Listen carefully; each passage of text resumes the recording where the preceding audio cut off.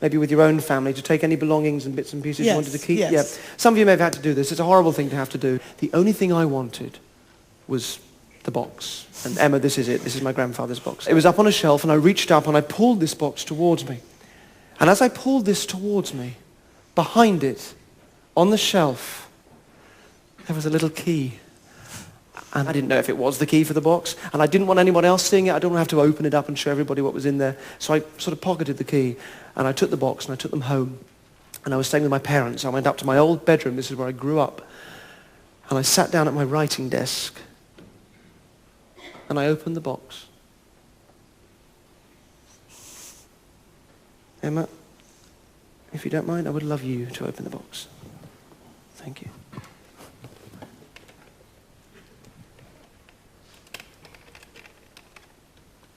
Thank you.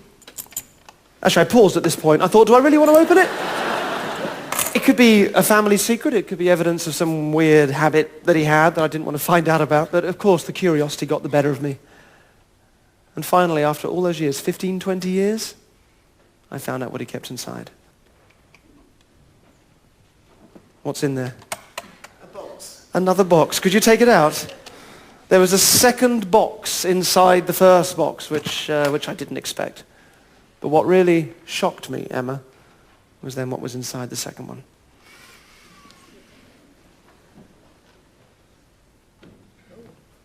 Now, how would you describe that? Well, it's a vase with a ball of wool in it. That is pretty much what it is. Now, please be very careful because it's rather old, but if you can reach in maybe both hands and bring it out and face the front with it and show them. It's actually a big brandy balloon with a ball of wool inside it. That's what he kept in the box. So I was a bit disappointed. But then, looking at this object, which had been such a source of mystery to me for so long, it suddenly hit me. That there I was 23, and I'd started a career in magic. I was going to have a TV show out in a few years. And I looked at this, and I realized for the first time that I'd got my love of passing on mysteries from him, from my grandfather, from Papa, as I used to call him. And I looked at this and I thought, regardless of what your religious or your spiritual beliefs are, that this is the real afterlife. This is the way that we live on, bizarrely. We create a memory, but a living memory, Emma. A living memory that then connects us with people we've never even met. Because if it wasn't for my grandfather, if it wasn't for Papa, I wouldn't be here doing this, and you wouldn't be sat there watching. And he wouldn't be stood there thinking of Doris at the moment. We create a living memory that connects us with people we've never even met. Could you bring that forward for me? And can I ask, perhaps the lady there, could you come forward and just take the end of the wool? Thank you. You might need to give a little pull. And then just take that back to your seat. And if you come and sit back down behind you as well. Now, madam, sit down for me. And I want you to keep hold of that and keep pulling it, but also pass it back. So you connect with the person behind you. And as they pass back, they also connect with the person behind them. Everybody keep hold of the wool and keep passing it back and pulling.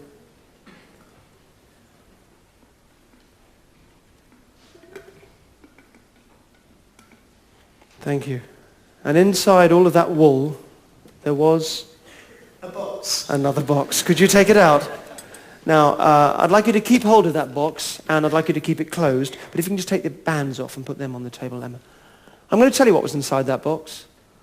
Inside the little red box, which had, I presume, been wrapped up for at least 15, 20 years, in all of that wool, in the elastic bands, in the brandy glass, in the little box, and locked into that big box.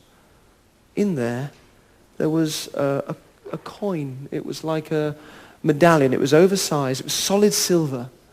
And on that coin, my grandfather had engraved 7 words. And the 7 words that Papa had engraved on that coin were, Derren, I told you not to look. He had engraved that on the coin. It is the most precious thing that I own. I don't bring it out the house. I haven't brought it with me on tour because I don't want to risk losing it. So I put another coin in there for now, Emma, and it's for you. And there are 5 words engraved on your coin. So maybe if you open it up and read them to yourself a couple of times, just so you're absolutely clear.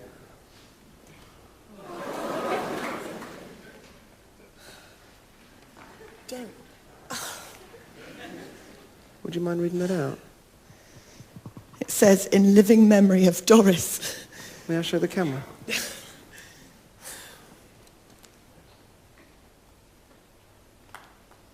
In living memory.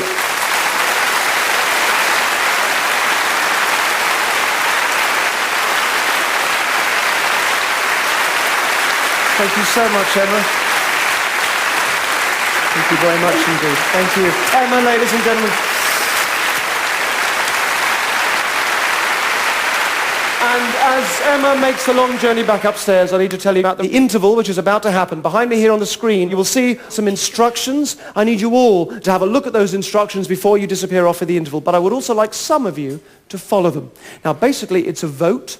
There'll be 7 pictures, and you choose one, anyone, and you vote for it by coming up and then putting a little cross on a pad here next to the corresponding picture that you want. But please do it at random. It's not go for your favourite picture. It's choose one at random. I would hope that most...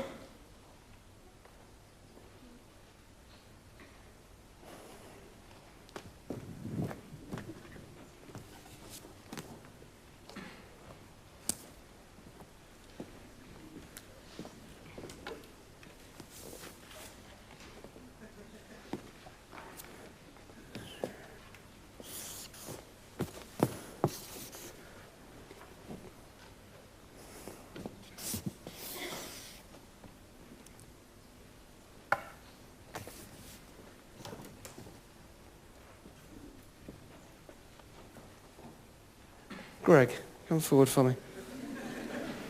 The third and final favourite thing on that list. What was it? Cider. Cider.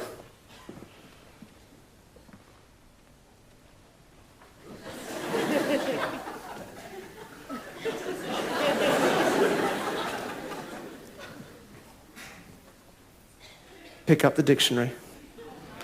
Come and stand back here, Greg. Now, Greg, you want to go to page 91. Page 91. Now, when you get to page 91, there'll be 2 columns on that page, and you want column 2, the second column on page 91. And I believe it is the 10th entry down. I'm not sure. I think it is the 10th entry down. Can you count down 10 entries and tell me what the word is? What have you got?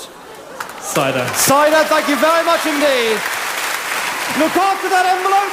Thank you.